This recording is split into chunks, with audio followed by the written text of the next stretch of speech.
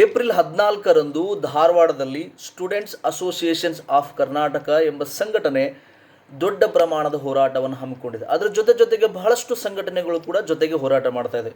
ರೈತ ಸಂಘಟನೆಗಳು, ಕನ್ನಡ ಪರ ಸಂಘಟನೆಗಳು ಎಲ್ಲರೂ ಬರ್ತಾ ಇದ್ದಾರೆ.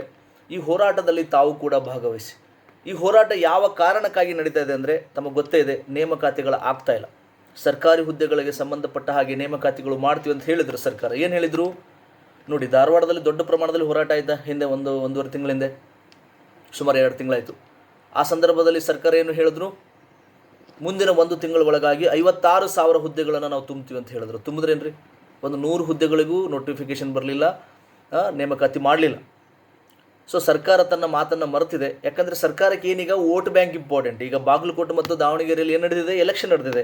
ಸೊ ಅದು ಈಗ ನೇಮಕಾತಿ ಮಾಡಬೇಕಂದ್ರೆ ಒಳ ಮೀಸಲಾತಿ ಬಿಟ್ಟು ಆ 56% ಮೀಸಲಾತಿ ಎಲ್ಲ ಬಿಟ್ಟು ಮಾಡಬೇಕಾಗುತ್ತೆ. ಯಾಕಂದರೆ ಅದು ಕೋರ್ಟಲ್ಲಿದೆ. ಸೊ ಹಳೆಯದಂದರೆ 50% ಮೀಸಲಾತಿ ಇದೆಯಲ್ಲ, ಅದಕ್ಕೆ ಅನುಗುಣವಾಗಿ ಮಾಡಬೇಕು. ಹೀಗಾಗಿ SC ST ಸಮುದಾಯನ ಎದುರು ಹಾಕಬೇಕಾಗುತ್ತೆ. ನಾಳೆ ನಮಗೆ ಬೈ ಎಲೆಕ್ಷನ್ದಲ್ಲಿ ಸಮಸ್ಯೆ ಆಗುತ್ತೆ ಅಂತೇಳಿ ಅವರು ಪ್ಲ್ಯಾನ್ ಮಾಡಿ ಬಿಟ್ಟಿದ್ದಾರೆ.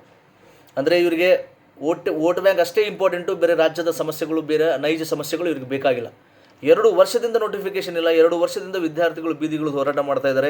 ಅದು ಅವ್ರಿಗೆ ಸಂಬಂಧ ಇಲ್ಲ. ಮತ್ತೆ ಎಚ್ಚರಿಸೋದು ನಮ್ಮ ಕರ್ತವ್ಯ. ಓಕೆ, ಯಾಕಂದರೆ ನಮ್ಮ ಹಕ್ಕುಗಳನ್ನು ನಾವೇ ಪಡ್ಕೋಬೇಕು, ಬೇರೆ ದಾರಿ ಇಲ್ಲ.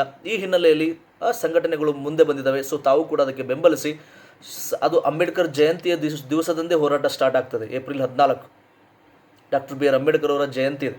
ಸೊ ಹೀಗಾಗಿ ಹೋರಾಟ ಹೇಗಿರಬೇಕು, ಅವರ ತತ್ವಗಳಲ್ಲೇ ಇರಬೇಕು, ನಮ್ಮ ಸಂವಿಧಾನದ ತತ್ವಗಳಲ್ಲೇ ಇರಬೇಕು. ಶಾಂತಿಯುತ ಹೋರಾಟ, ಸಂವಿಧಾನ ಬಾಹಿರ ಯಾವುದೇ ಕೆಲಸ ಮಾಡಬಾರ್ದು, ಸಂವಿಧಾನಾತ್ಮಕವಾಗೇ ಇರಬೇಕು. ನಮ್ಮ ಹಕ್ಕುಗಳನ್ನು ನಾವು ಪಡ್ಕೊಳ್ಳೋದಕ್ಕೆ ನಾವು ಹೋರಾಟ ಮಾಡಬೇಕು, ಹೊರತಾಗಿ ಬೇರೆ ಯಾವುದೇ ಉದ್ದೇಶ ಅಲ್ಲಿ ಇರಬಾರ್ದು. ಈ ಹಿನ್ನೆಲೆಯಲ್ಲಿ ತಾವೆಲ್ಲರೂ ದಯವಿಟ್ಟು ಇದರಲ್ಲಿ ಪಾಲ್ಗೊಳ್ಳಿ, ಈ ಹೋರಾಟ ಯಶಸ್ವಿಗೊಳಿಸಿ. ಯಾಕಂದರೆ ಈ ಹೋರಾಟ ಮಾಡಿಲ್ಲ ಅಂದರೆ ನಮಗೆ ನೇಮಕಾತಿ ಮಾಡಲ್ಲ. ಒತ್ತಡ ಹಾಕಲೇಬೇಕಾಗುತ್ತೆ. ಸರ್ಕಾರದ ಮೇಲೆ ಒತ್ತಡ ಹಾಕಿಲ್ಲ ಅಂದರೆ ಇವ್ರು ಕೆಲಸ ಮಾಡಲ್ಲ.